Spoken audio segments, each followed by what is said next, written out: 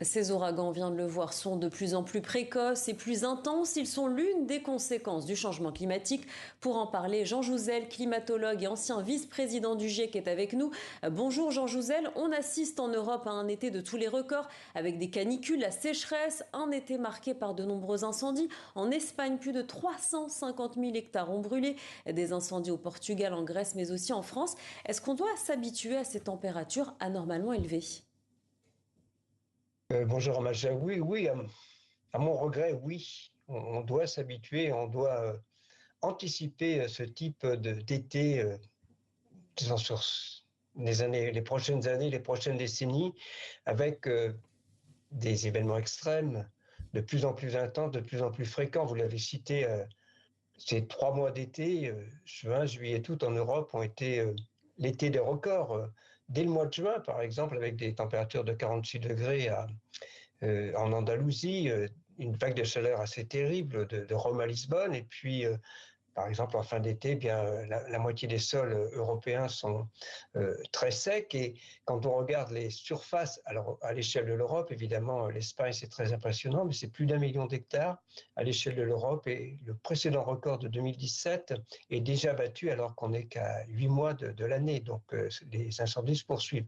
Donc, on voit bien que en termes de sécheresse, de canicule, de températures extrêmes qui ont été battues dans beaucoup de villes, et puis également de feux de forêt, c'est une année des records.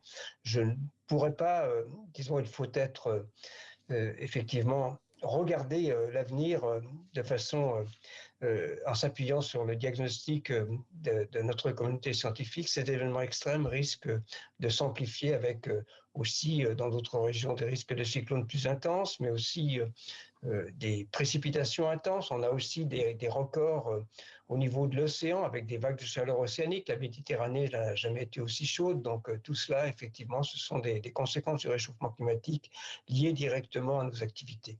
Vous le dites, la situation climatique va encore s'aggraver, il y a urgence, et pourtant on a l'impression que le changement climatique n'est pas une préoccupation majeure. Est-ce qu'il y a un manque de solidarité internationale de la part des autorités ? Oui, oui, je pense que dans les textes, c'est une priorité majeure. Si on regarde au niveau de l'Europe, l'Europe est ambitieuse en termes de diminution des émissions de gaz à effet de serre, avec un objectif de moins 55% à horizon 2030 par rapport à 1990. C'est ambitieux. Malheureusement, eh bien, nous n'en prenons pas le chemin. Nous n'en prendrons pas le chemin en Europe parce que le Green Deal a perdu de son dynamisme.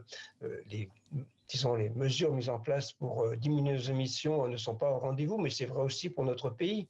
Il faudrait diminuer de 5% par an nos émissions. On l'a fait entre 2023 et 2022, mais entre 2024 et 2023, c'est moins de 2%. Et entre 2025 et 2024, ça sera probablement moins de 1% de diminution de nos émissions. Donc nous ne sommes pas au rendez-vous en termes par rapport aux objectifs que nous affichons. Voilà, et donc les mesures ne sont pas prises pour réellement lutter contre le réchauffement climatique. Et ma crainte et notre crainte à tous, eh bien, c'est que voilà, l'été, il y a une certaine mobilisation, une certaine prise de conscience, et puis on va rentrer dans l'automne, dans l'hiver, et tout ça sera oublié jusqu'à l'été prochain.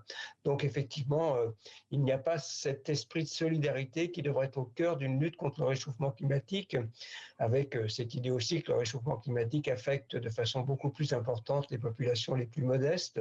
Donc il y a ces sentiments d'inégalité également liés aux conséquences du réchauffement climatique. C'est vraiment un problème sociétal extrêmement important, surtout dans une région comme l'Europe qui, en moyenne, se réchauffe 2 fois plus rapidement que l'ensemble de la planète. En Merci. France, c'est de 50 à 60%.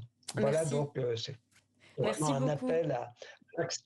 Merci L'appel beaucoup. a été lancé. Merci beaucoup, Jean Jouzel. On le rappelle, vous êtes climatologue. On rappelle également le titre de votre dernier livre, Les orphelins de la planète, chez Grasset.